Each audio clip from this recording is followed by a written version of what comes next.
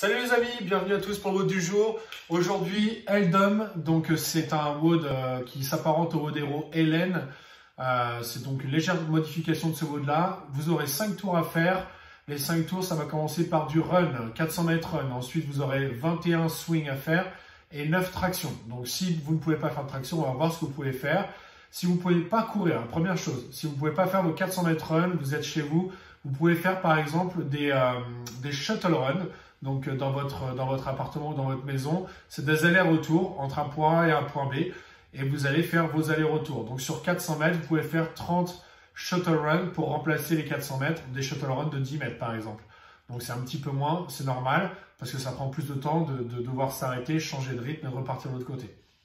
Ensuite, si vous ne pouvez pas faire de shuttle run non plus ou si vous ne voulez pas en faire, ce que je vous propose aujourd'hui, c'est de faire 1 minute 30 de jumping jacks. Donc je vais vous montrer ce que c'est, jumping jacks.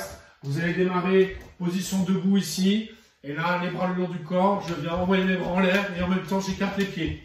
Vous allez voir, 1 minute 30 de jumping jacks, ça challenge bien le cardio, ça challenge également les mollets, et ça challenge les épaules. C'est un très bon exercice au final, quand c'est fait sur une durée assez conséquente. 1 minute 30, vous allez voir, c'est une bonne durée, une durée conséquente. Ensuite, vous avez des swings à faire, 21. Alors, si vous avez une kettlebell ou une haltère, c'est parfait. Si vous n'avez pas ça, vous allez pouvoir prendre votre sac à dos, comme d'habitude. Donc, je prends mon sac. Ici, lesté, et là, je vais faire mes swings. Donc, je prends mon sac. Alors, je peux le prendre par la poignée, c'est une poignée. Sinon, je l'attrape par la matière. Et dans cette position-là, je le mets entre mes jambes. Donc, j'écarte mes pieds suffisamment, évidemment, pour que mon sac puisse passer entre mes jambes. Je vais démarrer avec les genoux légèrement fléchis, le dos bien plat, j'envoie les fesses vers l'arrière, les bras sont tendus. Et là, ça va être l'expansion des jambes, contraction des cuisses, serrage des fesses qui va imprimer le mouvement. Je suis ici, je tends les jambes, je serre les fesses et j'envoie mon sac vers l'avant. Donc, Russian swing, ça veut dire que vous devez terminer avec les bras parallèles au sol. Donc ici, sensiblement à la hauteur des yeux, parallèle au sol. Alors, c'est un mouvement de jambes. Si vous utilisez trop les bras, c'est pas normal. Vous devez penser à vraiment contracter vos cuisses et serrer les fessiers de manière à donner de la puissance pour lever votre sac. Ça va dépendre bien entendu de la charge, puisque si c'est très lourd, vous allez devoir envoyer fort. Si c'est moins lourd, vous avez moins envoyé. Mais en tous les cas, focalisez sur la technique et l'envoi des hanches.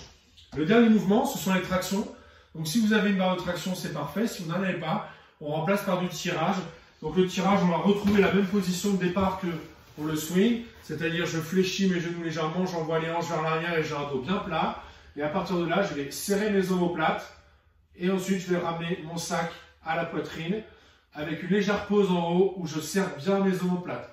Plus je vais serrer mes omoplates, plus je vais activer les muscles stabilisateurs du dos, du haut du dos, et donc plus je vais les développer également et renforcer ces muscles qui va me permettre un bon gainage dorsal et d'avoir une belle position quand ensuite par exemple je fais de l'haltérophilie. Voilà les amis, je vous souhaite une belle journée et je vous dis à demain. Salut à tous.